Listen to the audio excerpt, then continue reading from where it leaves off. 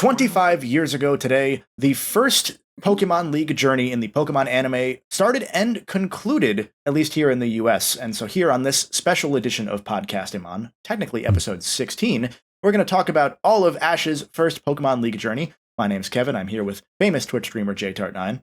Hey, how's it going? And famous Mykonos fan Chris. Hey, how's it going? Hey, how's it going? My name is Kevin, also known as the Golden Bolt.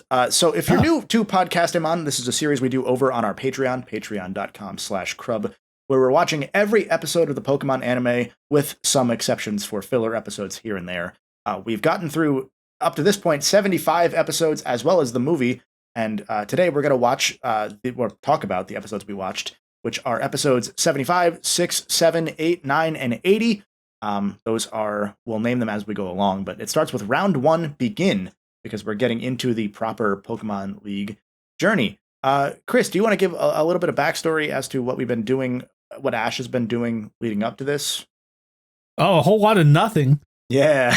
It set up like a dozen episodes, it feels like, ago, that like, oh, Ash needs to train for the Indigo Plateau Conference. And I'm like, yeah, probably, because he only legitimately won half of the badges so far. And we spent all that time watching videotapes, talking about Olympians having sex, and I think at some point, a lot of Lieutenant Surge jokes. Lieutenant Surge jokes. You dumb baby. I feel like there was a magician in there. There's a lot of magicians in the show. I don't remember anymore. Mr. Mime all bled together. Mr. Mime's hitting on Ash's mom.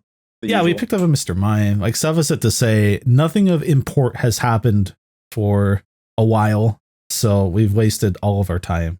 Basically, yeah. It's been a lot of fun though. Well, I keep saying for Elite Four, but Elite Four doesn't even happen here, which is something I forgot going into this, right? Because we were at the conclusion of the original series with these episodes. So what happened, for those that maybe aren't familiar, is there was a Porygon episode that's pretty infamous in the Pokemon and general internet nerd community that due to flashing lights caused by Pikachu, not the Porygon, but Porygon was the scapegoat, a bunch of kids had seizures and they had to delay and go on hiatus for 4 months.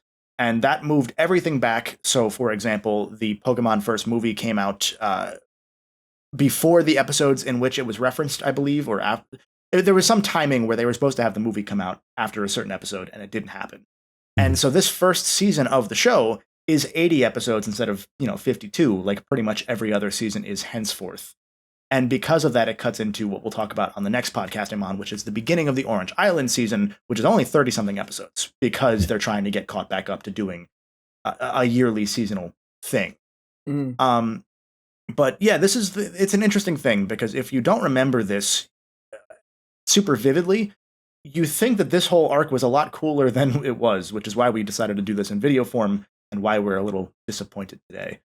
Justin, what was your takeaway on episode 75, round 1, begin? Round 1, begin was a very cool way of reintroducing Krabby into Ash's team, because you forget that Ash even caught a Krabby because Misty was making fun of him 60 episodes ago for not actually catching any Pokemon that he's ever caught. And then so he catches a Krabby and then sends it to the gulag for 70 episodes. Literally they make a point that Krabby has not ever battled once. Yep. And Misty's like, please don't throw Krabby out there because he's never battled before, and you could go out and train this Krabby a little bit before you just throw him to the wolves. And Ash is like, I believe in him, and then throws him to the wolves. And to be fair, it works. It does. It works. It's both the running trend established here of Brock and Misty telling Ash extremely good, reasonable, basic advice, and then him not listening. And it mostly working. And then also just Ash getting things he doesn't deserve. And that trend ends a little sooner, of course. But it bothered me and I got upset. What I did appreciate was that this is the first time for a long time in the show, not counting the first movie, that there was an actual battle. Because I feel like there hasn't been an actual battle since Ash got all the gym bags. Like there's been like 1 or 2.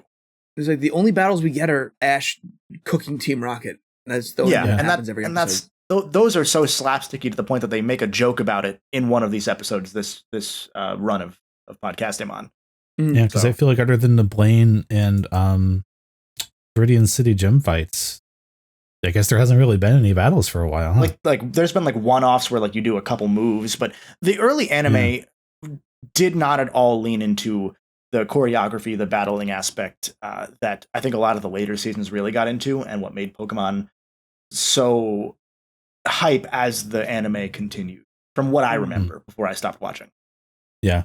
Because like even just on Twitter, I'd see it like once the Sun and Moon series started hitting, like I'd start seeing all these cool battle clips posted to Twitter, like basically every week. It felt like, right? Of like cool fights happening. Yeah. Like I feel like the fights difference from this. Yeah. The fights that I think me and my friends had when we were like 7 pretending, in our yards were a lot cooler than a lot of what we have here. And those were based on fights from here. So it's interesting that it doesn't hold up super well. But there are some cool things. So, for example, we mentioned Krabby. Ash does use Krabby in the fight. There's an interesting bit where the first opponent has an Executor who does a move. It does Psychic, but it causes a Whirlpool, which actually has the effect of the move Whirlpool. But that move didn't exist yet, because that move didn't start till Gen 2. Gen 2, yeah. Because I guess this is up for people who may have also forgot, right? Like Ash gets to the Indigo Plateau, and then there's like qualifier fights where you have to win a battle on like these 4 biomes of like fire, rock, ice, and water. And this first one starts on water, right? Water. Yeah. I interpret that to mean that you had to pick a water type Pokemon, because I was like, oh, that's why he's picking Krabby, right? It's that or Squirtle for him, but no, he just picks Krabby for no discernible reason. It's so interesting. The part that I thought was cool about the Whirlpool thing was that they mentioned, like I think Brock shouts from the crowd, "Oh no, Krabby can't retreat now," and that's actually what Whirlpool does. So it's like, oh, that might actually be based on, because Gen 2 wouldn't have come out yet actually, because the English dub came out before Gen 2 came out in Japan. Yeah. So they would have known, but like players wouldn't have known. Yeah. Yeah, and like I don't think that the localization team at 4Kids is getting the insider information on moves from Pokemon. Not one bit. In this era of like Japanese companies talking to American companies and making things from Japanese properties, like it's not happening. Yeah. I mean, they talked back then about how I think they had to do the Pokérap in parts because they would just get the episodes at such a brisk air to, production. They have so much time in turnaround. reverse. Yeah, the turnaround is short. So they didn't even have all the Pokemon when they were first like, we should do a Pokérap, I think is something they said at one point. Which is fascinating. Yeah. Right.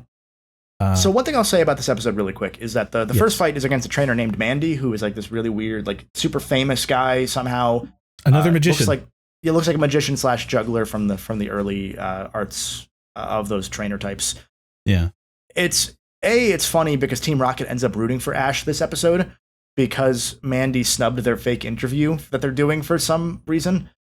Team Rocket's weird throughout this whole run of episodes because they go back and forth between actual terrorism and cheering on Ash. And it's not consistent and it feels really weird. But the only other note I have for this episode is that Krabby takes down Mandy's entire party single-handedly. These battles are only 3v3 for now. Yep. Or 3 Pokemon each, rather. They're 1v1s. Mm-hmm. But Krabby goes from never having battled to evolving into a Kingler and winning against 3 Pokemon in a row. One of them being an Executor, who is a very bulky grass-type Pokemon, which should not be able to touch at all. Yeah. Justin, what were you going to say about a moment ago? I was going to say, I don't know why they just keep letting Team Rocket anywhere near this venue, because they actually get arrested this episode by a bunch of Officer Jennies. And which makes sense because they stole the Olympic fire. So the prior episode of Podcastémon, which again, patreon.com/Crub if you want to watch along and listen to these with us. The prior episode is technically the start of this arc because Ash and the gang run the Olympic Flame, which is the Pokemon League Flame, to its spot. It's all an Olympics analog down to the village where they probably have sex, and it's kind of weird. And Team Rocket steals the flame twice, and then also tries to burn Ash alive with Moltres fire because it's a Moltres flame. Yeah. How are they not actually in prison? And why do they keep getting allowed back near the venue? Yeah. Does nobody check them before they get towards the venue? This was before 9/11, to be fair. So I wrote a note about saying that. I was like, this must be this might be pre 2001 like security because they keep getting back in. So yeah, I love that you came to that independently, Justin. I have 2 other notes. One is that I'm just convinced I'm an Ash hater because like setting all of this up, Ash shows up and he learns about the biome fight thing, and he has no idea that this is like a qualifier. Brock has to teach him because Brock bothered to read the thin instruction booklet, and Ash is like, oh, I didn't know that. It's like he had one goal in episode 1, which is I want to be a Pokemon master, and I'm going to go to Indigo Plateau as part of that journey, right? This is like his thing. This is like the one thing he wants to do. And he doesn't know anything about it. That's like the basic thing. Like, if I'm entering a tournament, I'm like, well, what do I do at the tournament? There's an episode that we talked about like way back when, like a long time ago on the show, where there's like a school that replaces you needing to do battles for badges to qualify for the Pokemon League, and Ash knows nothing. And it's wild that they made him such an idiot. Not even to the point that he's an analog for like somebody who doesn't know. He's just an idiot kid. Right. It's like I'm willing to look past like him having dumb luck a lot and not knowing everything, right? But like this is the goal. This is the one thing he should be like, oh, I know all about this because I read about this like weekly growing up because I wanted to go to the Indigo Plateau, right? Yeah. It's like the one thing I would expect you to actually know. And Brock's like, oh, I just read the manual. I'm like there's a manual and you don't even have one. Has Ash never watched this on TV? Because we know this airs on TV, so like, does he not watch it? Because it's a yearly thing, it seems like. Yeah. So he never watched the yearly Pokemon League? Well, also he's always been 10, so maybe a year hasn't passed. That's true. Yeah. The only other thing that stuck out to me in this episode, and again, this is just a procedural, like, oh, this is a dumb kids anime thing. This isn't an actual complaint, but the first battle against Mandy the Astounding is about to battle. And like everyone's waiting, and then Brock's like, well, here's all my favorite qualities about every single Officer Jenny that just showed up, and he just keeps going on, and like the battle just keeps getting put off and all this nonsense. And I'm like, is there no procedure here? Is there no like get this moving? Clearly there's not, going by what we talk about later. Like this is not a well-timed or well-managed company, this Pokemon League. This is not an industry that works, which makes sense when you consider that the Yakuza own a gym. Yeah. Like in universe. It's entirely like me just sitting around cinema sensing this entire thing, right? But I'm just like, man, like they present this as like the Olympics, but then it's ran like a local tourney, and I'm just like, okay. I don't know how invested I should be in this. Run even better. Yeah, and that goes back to what we said at the start. Like this, we all thought going in that this would be a lot more interesting a run of episodes, and there are some parts that are very good. But I did walk away disappointed by the later parts, especially, which we'll get to. But first, we're going to jump to episode 76, Fire and Ice, which opens in the middle of Ash's second battle, where within about 10 seconds he wins. And the whole thing I was excited for was I remembered, again, these fights being really cool. So to see them skip the second fight entirely, where Squirtle just does a Luigi Skull Bash and takes down a Nidorino instantly, I was okay with them skipping a little bit, because the episode's bookended with fights. Yeah. But then the middle is mostly focused on that Olympic Village and the gang exploring, which honestly I found fun. But them bookending with fights and then having the middle be nothing is going to be a running theme for these episodes, and not in a good way. Justin, what did you think about this episode? They do a lot of stuff that just doesn't matter. The 20 minutes of this episode just doesn't matter, basically.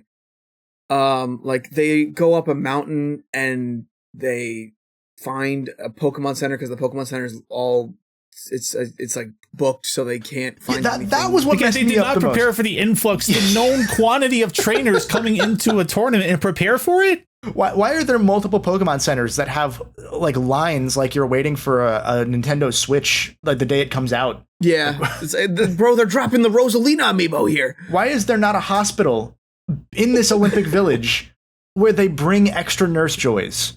They did bring extra Nurse Joys because they're running around all over the Pokemon Center, but they need more. Joys. There's signups for this, right? It's not like, oh, we didn't expect 300 trainers to show up. It's like there's a known quantity. Yeah, they know how many Pokemon are battling every day. You know, like how do they not have a triage system set up?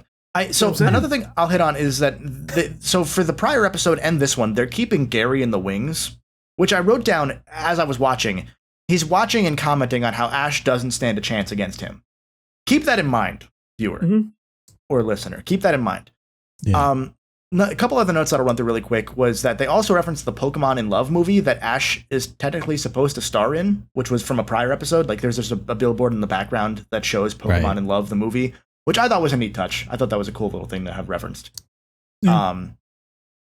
I did appreciate from a Pokemon game fan perspective that there is a whole section where Kingler is, in the second fight, just bitch slapping a Cloyster who's hiding inside his little clamshell.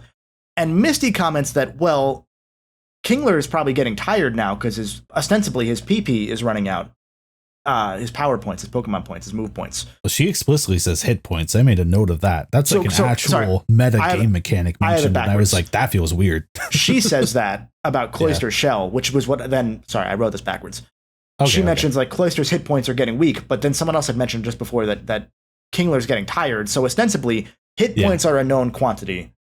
Does that mean that Kingler getting tired is not his hit points going down, because that wouldn't work, but they have like they can check PP for moves as well, because Cloyster's shell eventually breaks essentially, and that's how Kingler wins. Which, hey, how does Cloyster get another shell? Is that why the Pokemon League is so out of Poke Centers? Right, it's like, imagine waiting in line with a broken shell Cloyster. Like, you'd feel like a failure.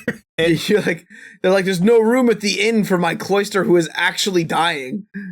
It's an interesting thing, because we know, again, in that same episode where we talked where there was the school that bypasses there being a need for gyms, they talk about levels and experience as a physical thing in this universe, which is a thing they eventually drop. I'm pretty sure they don't touch on a lot of the game mechanics as time goes on, just for the sake of keeping things a little separate. But they've talked about levels, they've talked about hit points. It's just interesting, and that's the stuff that I really like about this run of episodes, is that we do, as mediocre as the battles are, we do get some cool context, or not subtext necessarily, but yeah.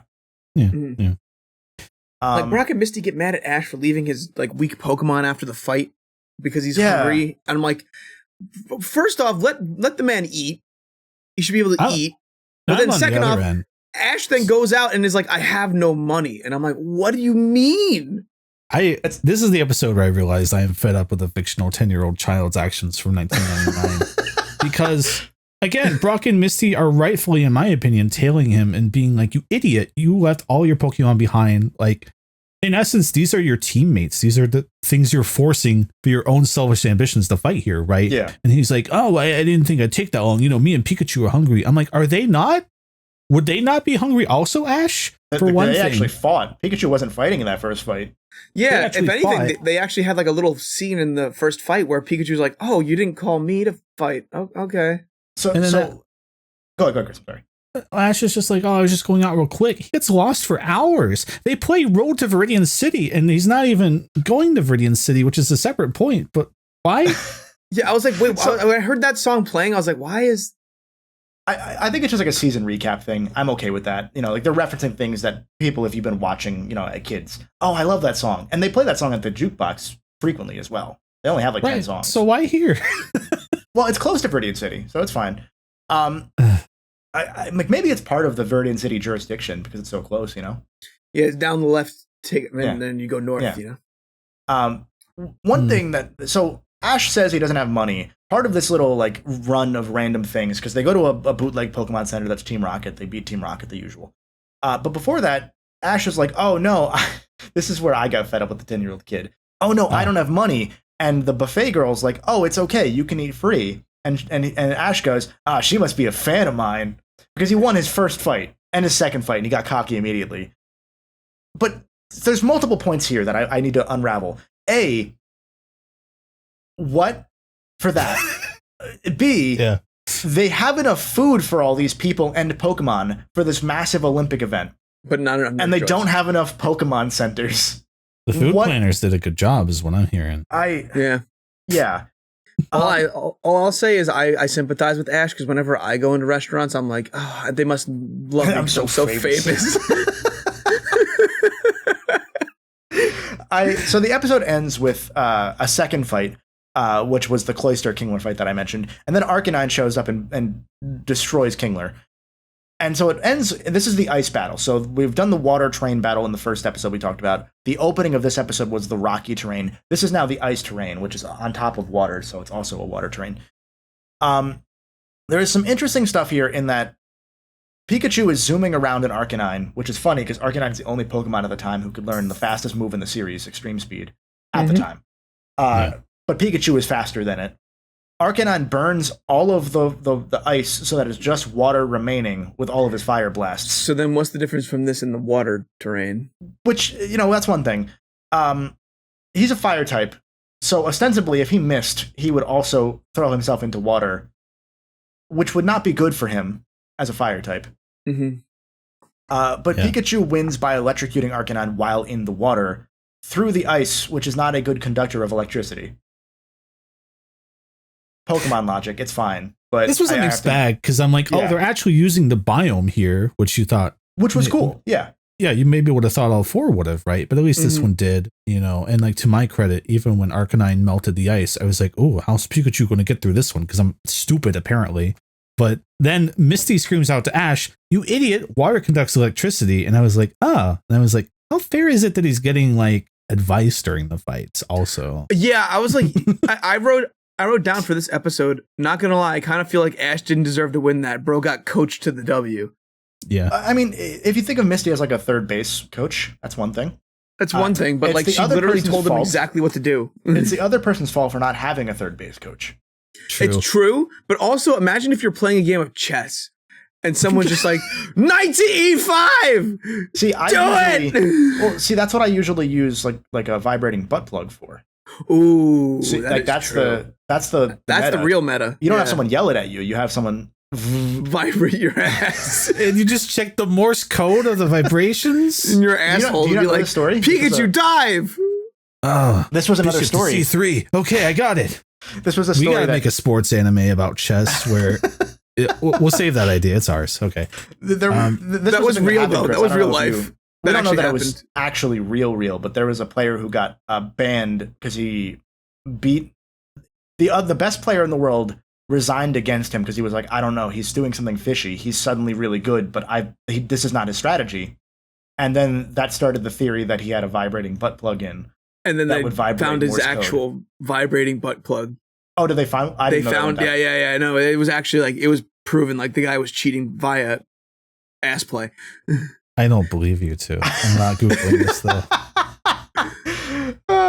I'm just not going to. If you like vibrating butt plugs and chess, please hit the like button on the YouTube video. Leave us a review in the audio realm if this is up on the audio realm when you're listening to it. Or, again, join the Patreon because we talk about vibrating butt plug chess frequently. We can't talk about the last few minutes of the last episode here, but they happen. Yeah, that's true. That brings us to episode 77, the 4th round rumble. So remember what I said about Gary saying that Ash wouldn't stand a chance? This episode opens with Gary getting defeated and then leaving. Yep. Just done. Which is surprising.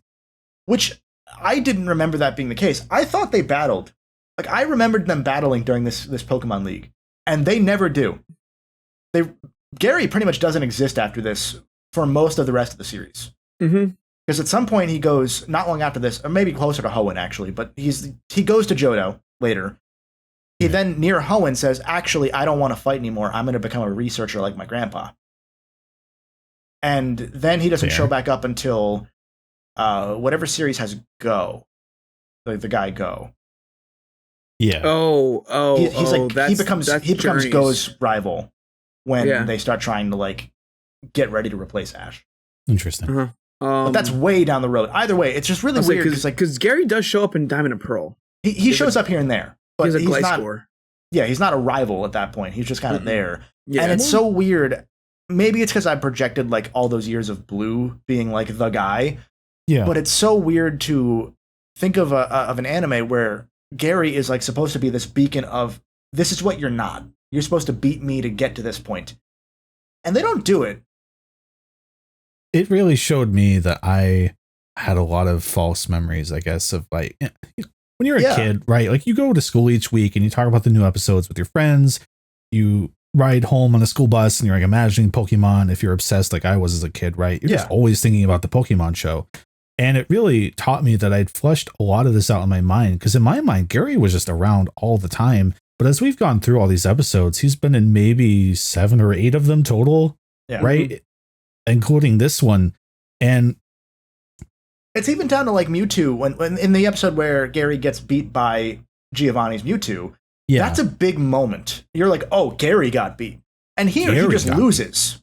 Like, you don't, like, losing. there's not like a big moment of I know this isn't what the anime was yet. There should have been an episode of Gary's fight and him losing so that Ash is like, oh God, am I up to snuff? That's the other thing. Hardly any time is spent on this. It's given like Gary's just like, I lost. Oh, my cheerleader girls will get over it, right? And they're crying. He's like, all right, bye. And he drives off and he's gone. And I was like, I thought if I was writing this, right, Gary would be like, you know what? I lost against them, but I have to prove I'm at least better than Ash. I have to at least show that I'm better than Ash so I can leave here with some sense of my crazy ego inflated, right? Something has to happen here to pay off Gary, the character who has been built up, not as much as we remembered throughout the series. Like something has to happen here, but he's like, nope, he drives off. I'm like, it's okay. Nope, I'm gone. Like, Bye. I know that for people that maybe are just watching this video and have only seen a couple episodes of Podcastémon that we've put on the YouTube feed, that we sound really negative. We're generally positive about what we watch, even if we're like, doing some fun cinema sinsy dunking on it here and there. Again, when we planned for this to be one of the episodes we put out on video, I don't think we expected it to be this disappointing carte blanche, it's because now that Ash is a champion, decades later, it's like, oh man, let's go back to the very first time he ever competed. And the answer is he definitely didn't deserve to win. Nope. Yeah. If I look at this, just horribly unprepared. We are an episode ahead of when they get introduced, but I'm like, why wasn't Gary Richie? Yeah. Like, well, and I get why Richie exists, but we'll get there. I will say another thing on my notes here is that this episode is also banned in South Korea, like a similar episode in the prior Podcastémon, because Jeanette, Ash's opponent, is wearing traditional Japanese clothing. Yeah, I wrote that down. That was my first note. Jeanette Fisher, the girl in the incredibly traditional Japanese garb. Her name is Jeanette Fisher. Look, like, that's the if you don't whitest know name. Fisher, I will say, this was fast as far as the battle itself goes. This is probably the best battle that they've had in the series so far that I can think of. Yep. Outside of the movie, because the movie's a different thing. Because they show the full fight for one. So Ash is able to tie up Jeanette Fisher's B-drill and wipe it out, which leads to Scyther having extreme speed, or having a double team move that's used as extreme speed. And you think that Scyther's going to take out Bulbasaur, only for Ash to realize, oh wait, my Bulbasaur can use 3 Vine Whips at once. And so he then hits them all at once. And double team, I guess, is in the anime, it makes you weaker because you're projecting these after images, so your defense is lower. Which makes, I'm like, okay, that's a good counter. And it works. I could and this is the one moment of this entire run of episodes where Ash is actually smart as a trainer. From that, for one, that's a little dumb. But then second, there's a Bellsprout that shows up and does some capoeira type, Brazilian jiu-jitsu, dodging all of Bulbasaur's moves and doing suplexes and stuff. And the thing that Ash does that's smart, and they don't tell you this until the end of the episode, he pulled out Muck, who he hasn't ever really used. He pulls out Muck, and he thinks, oh, this is a good thing to do because poison versus grass, we're on the grass biome. Yep. And because of the way that Bellsprout happens to be super floaty and wavy and powerful here, even does a Ganondorf up tilt to take out Pikachu. Muck being gelatinous means that all of his moves and throws don't do anything, on top of Muck being poisonous and able to sit on Bellsprout's face to win. Yep. A rare stroke of accidental genius from Ash Ketchum, because I don't think he knew he was going to be up against the Bellsprout. No. But it worked out that way. But he thought someone would use a grass type at least. And he's like, well, I should use a poison type. And that's way smarter than he has ever been. It's a strange moment of watching a battle and being like, okay, this is kind of contrived with the Bellsprout thing, but it's fun. But then there's actual tension and there's a little excitement. It's like, oh my God, a battle in this series is making me feel something. Plus, I feel like Bellsprout is a cool thing in the sense of, Ash has a Pikachu. He has a Bulbasaur. He has under-evolved Pokemon in this big event. It's in the anime, any Pokemon, any given Sunday sort of thing, as long as you train it right. So for there to be Bellsprout with his unique ability that his feet are grounded so electricity doesn't work against him, which is, again, super contrived. But I like that it within the anime battle rules, they made it so that this random-ass Pokemon has a very specific value to it in a fight that you can't underestimate. Justin, what did you think about this episode and about these fights? This fight was pretty good. Actually a good fight. Ash threw to kind of make it more enjoyable, but Ash throwing made it more enjoyable, so I can't really complain.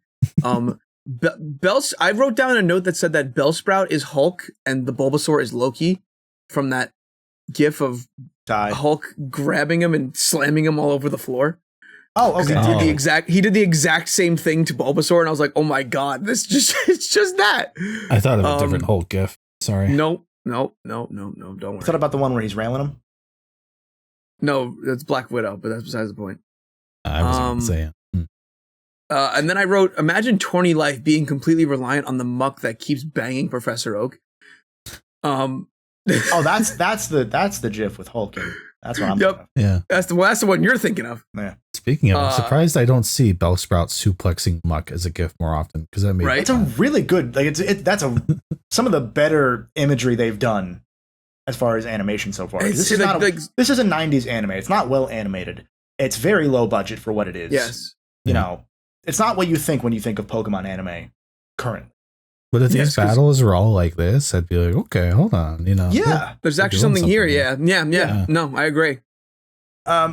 Did we have any other thoughts on this episode before we move on to 78? My last note was literally just, this is the most impressive bash Ash has in the show so far. He did throw a bit, but actually strategized and succeeded in the battle. Like, and even throwing is like, he just got beat. I don't think it's throwing. Like, it's like he underestimated, right? Yeah. Like he didn't know what to do against the Bellsprout because he's never seen a Bellsprout this cool. Yeah. You know, and again, like that makes sense because people make fun of Pikachu. So Bellsprout doing that to Pikachu is like, oh yeah, that's a cool teaching moment for even if it's not super said out loud. Yeah. And that brings us to episode 78, A Friend Indeed. The episode where Ash meets Richie and Sparky, the Pikachu with the spiky ears. Or the fluffy ears, I guess. He's like a quiff. Yeah. Yeah. So Richie is essentially, if Ash is like a Mary Sue, Richie is like a Lara Sue. I think. I didn't know where I was going with that sentence until I started it. I'm not gonna lie, but it paid off. Like Richie is literally like same outfit as Ash, same Pikachu as Ash. He's a better version of Ash, down to they meet in an elevator, the elevator's power goes out, and he uses Ash's Pikachu to restart the elevator's electric current. I have a note here like, where I typed, why does Richie know how to hotwire an elevator? This kid's 10. What does Richie know that led to him knowing how to hotwire an elevator? Yeah. He's honestly, just better Ash. Like he straight up is just, what if Ash was better? And at that point, why not make Ash better and then have Gary, like you said, have Gary be the better Ash, because then they can bond a little bit. It doesn't make sense to have a character that you just self-insert for 3 episodes, and then I know he comes back at some point. He does. But why? Eventually. It's I don't know. It's a minor detail. I don't know how intentional it was, but if you look at Ash's clothing's primary color, it's like red and blue, and Richie's is green and yellow, like the Pokemon version colors. Oh, that's a little touch if that was intentional. I don't know if it is, but yeah. That is cute. It's just some character comes out of nowhere, right? And I don't dislike what's up with Richie, but the whole time I was like, man, this should have been Gary. It just should have been Gary. It's just like Gary. Like Richie and Ash on. Sorry, Justin. I was gonna say Richie and Ash on like working together and interacting with each other. Those two characters have very good chemistry. But I do agree with you guys. Like it probably should have been Gary, because you at least set that character up from episode 1. And also, we don't know what Gary's Pokemon are really yet. Like we know he has a handful, but I don't know. It just I'm frustrated with that. I will say it's all made up for the fact that not only can Richie hotwire an elevator, he has a Charmander named after Zippo lighters. Yeah. Why did he name it after Zippos? This kid does drugs. This kid is like a delinquent. He steals catalytic converters. And he hotwires. That's how he hotwires things. Yeah. This episode isn't super useful. They introduce Richie. I think all 3 of these episodes, 78, 79, 80, at least 79 and 80 are aired on the same day.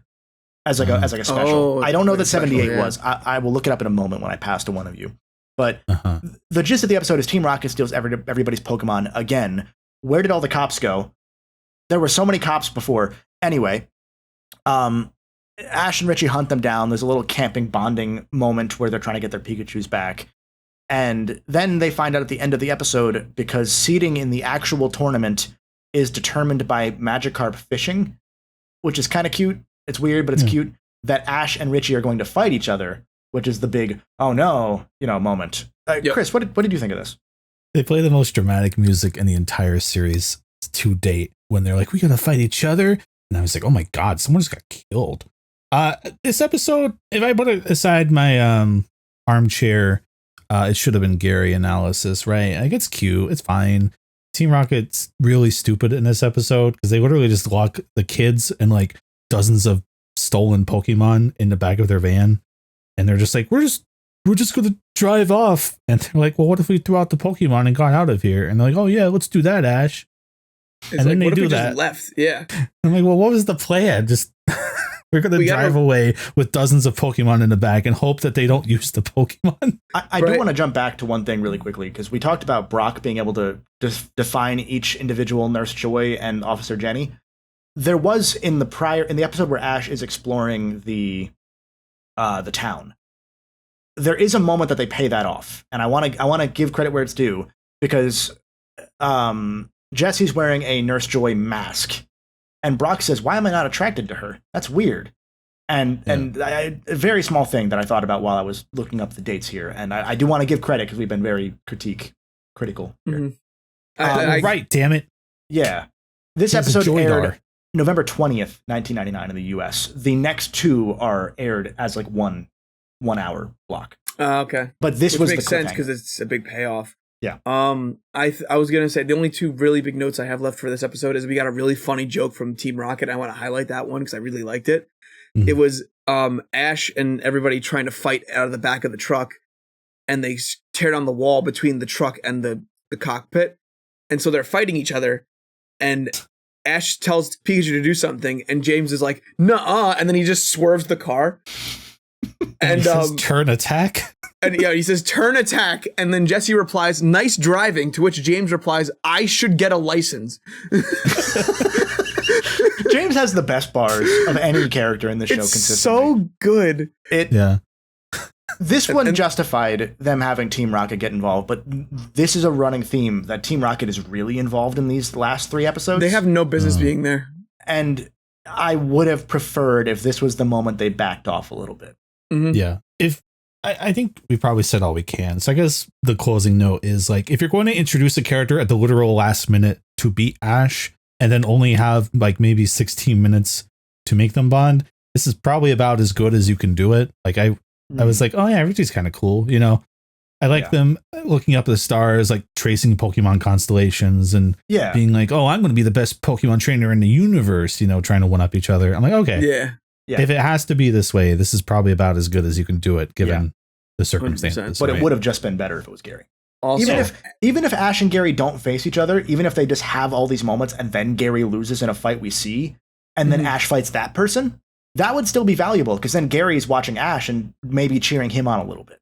Yeah, like, beat the guy that beat me. Yeah, beat the guy who beat me. It was like the one time we ever had them actually have to spend time with each other was that Professor Oak lore dump episode from like a dozen episodes ago. And like they were actually having to spend more than a minute together, and it was interesting and fun, right? Because they talk about, for those that maybe haven't watched along with us, they talk about Gary being very like, my way is the correct way. And Oak saying, no, like you need to learn and you should spend time with Ash because yes, he's an idiot, but he also knows the inherent value of Pokemon as partners and not just as fighting things. Mm-hmm. Like that whole thing. Yeah. And it's just, I don't know. Anyways, they end the episode on the cleanest dap in history, and we can move on to the next episode. Episode 79 is Friend and Foe Alike, and the reason I then mentioned the Nurse Joy thing from prior episode just there is that in this episode, Jessie brings back her perfect voice modulator that exists to perfectly mimic Richie's voice, and they make a puppet of Richie in order to convince Ash to go into the bushes and get kidnapped. So stupid. It's so why are they here? It's why are they this idea used in the dumbest way? Because when I saw that, I was like, oh right, they trick these guys, and I'm like, wow, imagine all the I was thinking, like, in my memory, again, I imagined all this stuff. I was like, wow, they really messed with the characters this episode. No, they just get Ash to walk out into the bushes and then just take them. And just take them, yeah. And you almost forget until the end of the episode where Misty confronts Richie, because Richie, as Jesse, says something mean to Misty. And she's like, oh, you're just a brat. You're nice in public. And he's like, what are you talking about? I'm like, if you're Team Rocket, you single each of them sounds individually. Like he smokes. Just mess with them. Like Richie sounds like he smokes. You just reminded me. Like Zippo is acting. Well, that's why he named his Charmander Zippo. It all lines up. But like so Ash is kidnapped, which is a weird one. But he thinks about the promise that he made to Richie about, no, we have to have the coolest battle ever. And so he steals a bike in order to try and make it back in time, which is a fun callback to episode 1 and 2, where Ash steals Misty's bike. Like, I like that they're calling stuff back. They're paying it off at least a little bit, given everything else going on. Richie's victory was fraudulent. I think we need to get that out of the way, because in this universe, they explain after the fact, apparently, putting a Pokemon to sleep wins. You just use sleep powder and you win, because the Pokemon is declared unable to battle. It's not a status effect. You just win. So Squirtle's put to sleep. So he loses that one. The battle goes super fast because Squirtle's wiped out in 30 seconds. Pikachu takes out Butterfree just as fast. Charmander takes out Pikachu super fast. Richie then pulls Charmander out of the fight. You can't retreat or else you lose. So Richie retreating lost Charmander from the rest of the fight. Yeah. But the thing at the end says he still has 2 Pokemon left, which is weird. Well, before that, they only show 1. Like, because I did go back and I looked, and like they show him having 1 left, because they say there's only 1 left, but Richie should have had 2, but they show only 1 on the little vertical thing of the Pokemon left. It's so weird, and why spend a whole episode setting Richie up if you're going to have most of this episode be Ash rushing to get back and Richie saying, no, just wait 10 more minutes, to the actual referee who's like, yeah, we can delay this whole friggin' thing. It's like becoming nighttime. And again, kids anime, it's dumb, but you have Brock, you have Misty, you have Professor Oak, you have Ash's literal mom sitting in the crowd, and Ash is like missing from his big battle, and not one of them's like, oh, we got to go look for him. They're like, he'll be fine. Like, it's like, oh, he just left. The guy who wants to win just decided to quit. And again, like Richie's asking the ref, like, please just wait 10 more minutes. Like, he's going to be here. I know he will. And Ash shows up flying overhead, which you would think that they would have like snipers or something, like watching the skies. But again, we still don't have security. This is true. It's pre 9/11. But Ash shows up and then the battle's nothing. And that's the part that annoys me, is they spend most of this episode with Ash needing to get back, and it's like his weird odyssey to get back. The fight goes super quick. None of the KOs feel real. And then at the very end, because you have, again, this is still 3v3. So with his final Pokemon, Ash says, well, of the 6 I have, I'm going to choose Charizard. And he chooses Charizard, and Charizard takes a nap and therefore loses. It's such a shitty fight. It's such an awful... It's so bad. Like, the thing is, I phantom memory this one. I'm not going to lie to you guys. So in my memory, because the thing is, we kind of glossed over it. Team Rocket keeps getting in Ash's way. They keep coming back. They're like, oh, well, we have one more thing. We have one more thing, And they keep making Ash late. So by the time they get there, they make a point of saying Ash's Pokemon are tired. And I was like, in my memory, I remember Richie somehow pulling some more strings and being like, no, I want a real battle. His Pokemon are tired. Can we do this tomorrow? That's what happened in my memory. And I was like, oh, that's dramatic. That's kind of cool. Nope. They just fight with all his tired Pokemon. And I'm like, this has to be the most hollow victory Richie will ever experience in his life. Because Pikachu's worn out. I don't even remember Ash's first Pokemon. And Charizard comes out, stomps the ground, and takes a nap. And then Richie wins. And I'm like, that's got to feel just completely terrible. And this is after they kept an arena of 60,000 people sitting there waiting for hours. And Richie was saying, I want to make the best fight possible. This is what we got. It is the if worst I'm in that fight. Audience, I'm like, this better be good, man. Because what am I doing? Kingler JV3 stocking the entire rest of that Mandy person's team was a better fight than this. That's how bad again, like this in my fight memory, is. I was like, oh wow, like this is a dramatic episode, right? Like they keep getting in Ash's way. Oh my god, there's tension. This is a bad episode. It's a bad, really bad episode. And it makes sense that this airs with the next one, because you can't watch this by itself and not feel bad. Like, you need to watch the next one, So this episode ends with them mentioning Ash placed in the top 16. So he's in the 16 best trainers in Kanto right now. That brings us to, yeah, I mean, if he's one of the best, holy crap. That brings us to episode 80, the final episode of this run of Podcastémon episodes. Friends to the End, which is great because they pretty much never hang out again. This episode follows Richie continuing in the Pokemon League so that Ash can do the thing we said of him watching Gary. But instead it's Richie. Except he loses right after Ash anyway to a random person who doesn't even win. She's just in the top 3. All the top 3 are just like shadows, like they're silhouettes. We don't know who they are. We don't even know. One looks like Brock and one looks like Lance, but it's not either of them. And they don't, like, they could have set up a champion again, like as a Gary like figure of, oh, maybe we'll come back to this guy later on. Who knows? And they just they don't. And it's like it's frustrating. It's really frustrating. Weird because we're at that weird nexus point where it's like, okay, they've clearly gotten some indication that Pokemon's going to be big enough to where this will probably go for a bit. You know, it's not like we're still at a point where they're like, I don't know, this might be the only season, right? Yeah. So you would think at this point you're starting being like, okay, well, how do we build out these characters long term, right? Even within the context of an anime that is like a slice of like life reset every week sort of episode structure, like there are ways to have built this better. And given these were, this was aired in 1998 in Japan. I get that. I get that this was only the year that Pokemon Yellow came out and they had already sold 40 million copies. But still, it's anyway. This is the first full 6v6 full party battle in the entire anime, and it is they skip through almost all of it.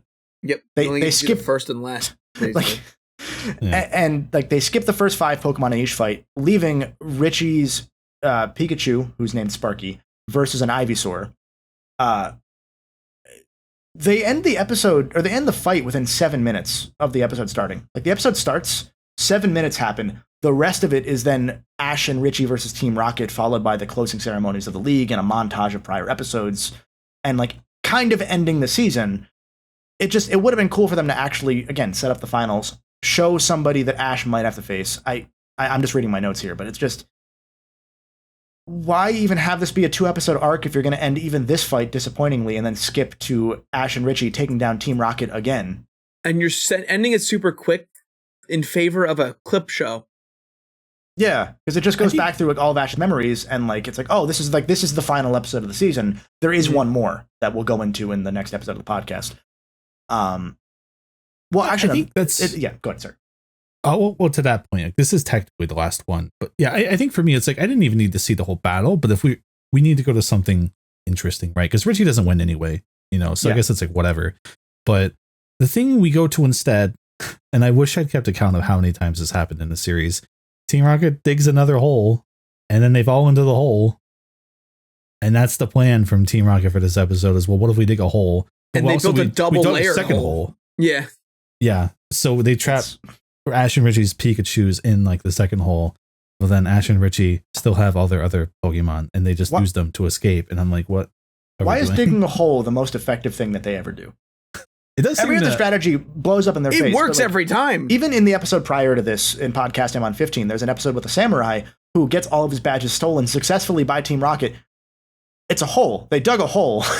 It's all reliable. People fall into these holes. Like what happens after flip a coin, but people do fall into these holes. What happens in Japan that there are enough holes that are dug by miscreants throughout the entirety of the country that this is a recurring thing that the writers in Japan are like, we have to keep doing this?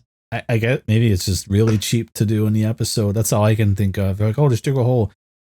I'm only bringing this up just because it pays off something funny I thought Meowth said. They trapped the Pikachus in like an electric charge cage or something. I don't know. But Meowth just says like, we decided to be friendly, but only to the environment. And I'm like, okay, that's kind of funny. It's but funny. They escape. There have been a couple like banger Team Rocket lines from these episodes. And if it wasn't, and like even with those, I still think that Team Rocket should not have been in like, of the 6 episodes that we just talked about, like 4 of them. Like they start this arc with them cheering Ash on. If there's any time to pull that, it's this entire run of episodes until the end. Like you would do it here and then never have done it prior. Yep. Right. You don't need to save Ash's ego in the prior episode. You don't need to save Ash's ego when he loses to Richie. because Ash loses all the damn time. They even make themselves a good excuse for it, because at one point, I forget which episode this is, but Meowth is like, oh, the stronger the Twerps Pokemon get, the better Pokemon we get when we steal it, right? So they do have like a reason, and you get weird moments of like when Ash and Richie are first like being like, oh, we're going to fight each other tomorrow, at the Pokemon Center. Team Rocket's just glaring in, and James sincerely is like, oh, they seem like such good friends. I'm like, what are you doing right now, bro? Stop looking at these children, my guy. I mean, to be fair, they are also like, they're like 15. Like, they're also young. We just think of them as they're older just strange in these episodes. Because like where this goes next is just the closing ceremony for the Indigo Plateau Conference, as they call it. And he even gets a badge still. Like, Ash still gets a badge. Yeah, for participating and getting that high. It's like a weird, I don't know. I like the reverence in universe displayed for the trainers, right? Like, everyone gets to walk out with their Pokemon, and everyone's cheering, and there's fireworks, and like they all get to one by one go up and get the badge. And I'm like, okay, well, everything leading up to here felt bad, but this at least feels kind of nice as a singular moment. And then Team Rocket dig a hole. Yeah, it's like I don't know. Like, to be clear, Ash again should lose, and honestly, he should have lost. He should have lost clean. He should not have had an ego-saving loss. Like, oh, my Pokemon were tired and I got kidnapped 4 times in this last hour, and also my Pokemon didn't listen to me. Like, he should have straight up gotten his shit wrecked by somebody, because he's not that good. Maybe not Richie, but like someone should just be better than him and just be like, you're just not good. Like, you're not good at this. Like, it needs to give him something to aspire to, like Gary was supposed to be. Mm-hmm. They walk to the cliff of setting Ash up this way and paying it off, right? They walk up to that edge so many times. Like, after Ash initially loses to Richie, he's like sulking in his room, and like Misty tries to go be nice to him and be like, hey, do you want to go shopping, or do you want to go for a walk? Yeah. And Ash is a little shit like usual, and they start arguing. And Misty lays down like a good point in there somewhere that I don't remember, right? Like, they get up to the ledge of like making Ash look into a mirror. And he kind of does a little bit. And he's kind of like, oh, Richie, like, he was telling me, things to look out for me last episode. And like, oh, I do have some things to learn. But I think it, and like, I think it was like Misty's like, you didn't train Charizard. Like, we had all this time leading up to this and you didn't train. And I'm like, yeah, that's right. Yeah. I just, for the sake of like writing in a show, a kid's cartoon, I get it. I just wanted a scene or a few minutes where Ash had to be like, man, yeah, no, this one's on me. Like, I failed in this way and that way. Yeah. And that's how I'm going to do even better. Right. I just needed something, because it's so weird to think like present day Ash finally won decades later. Right.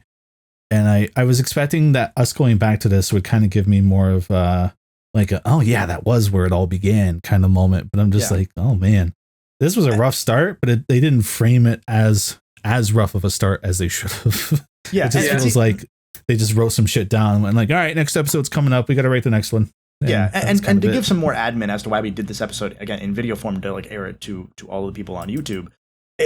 Part of it is, again, like, it's been 25 years. Ash did win. His journey has ostensibly ended unless the ratings go down and they need to bring him back. It's one of those where I would like to think, and I'd like to hope that as we get through Podcastémon, we continue doing this with these league episodes, especially when you get to like the whole Battle Frontier season. That's a thing. Yeah. Doubly so when we're going into the Orange Islands, starting with the next episode of the podcast. Ash wins the Orange Islands. He wins the second season. And like, they don't consider it like, super canon, because it's kind of a side arc. It's not a ton of trainers.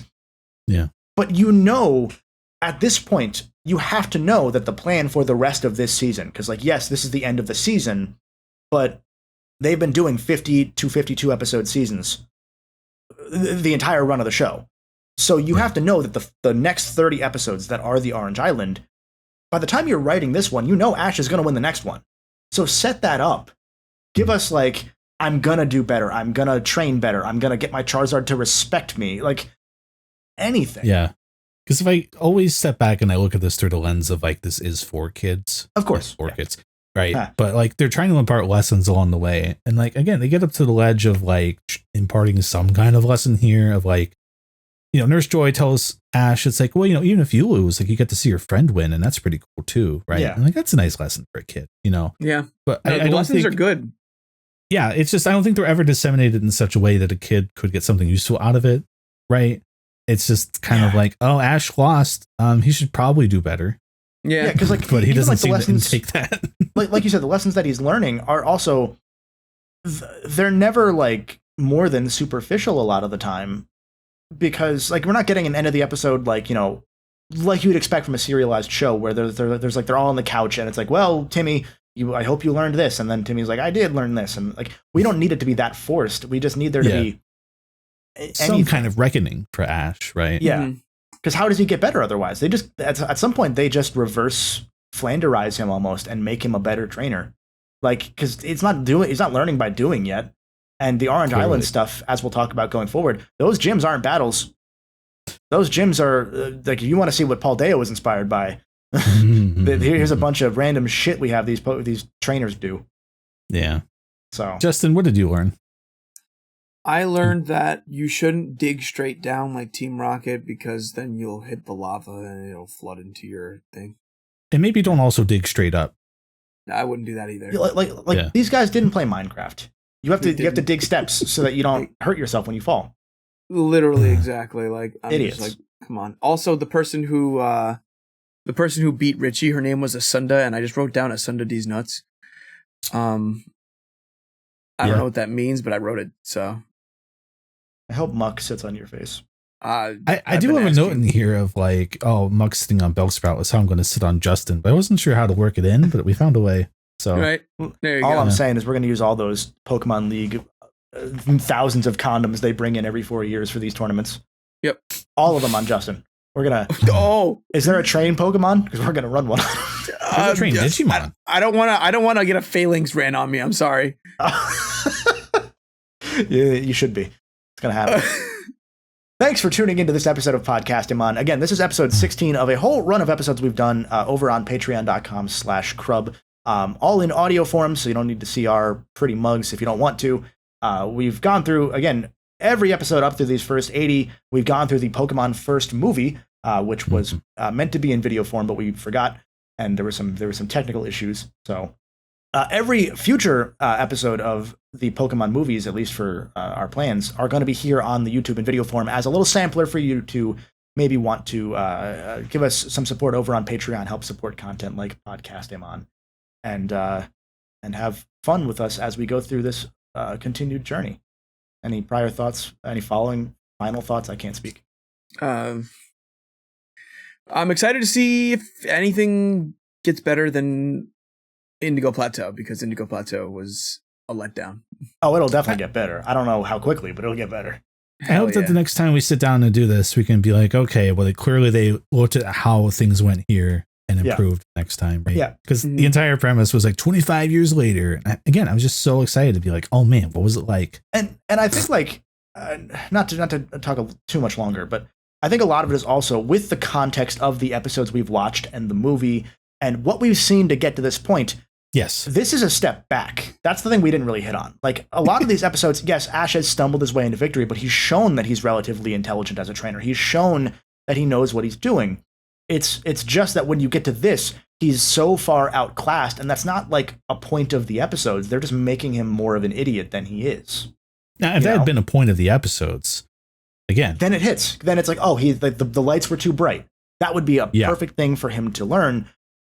But again, it's not just that we're critiquing a kid's show 25 years later, and we're doing this, like Chris said, cinema cinzy type stuff. Like the prior 15 episodes of Podcastémon, some of them are just us shit posting and doing dumb voices, but a lot of them are us getting to break down like what Ash is learning. They're building this forward, even if a lot of nothing is done in between. There's like actual character progression, and I think that's the disappointing part about all of this. Is this season ends on such a whimper that it doesn't earn the prior 80 episodes to get here. It was not as cool as I remembered. I'll tell you that much. Yeah. It's my closing thought. Yeah. It will go uphill from here, so I'm not too worried about that. Next episode of Podcastémon will be, again, on patreon.com/Crub in the audio feed there. We're going to go through episodes 81, 82, 83, 84, and 85. That's Palette Party Panic up through Fit to be Tied.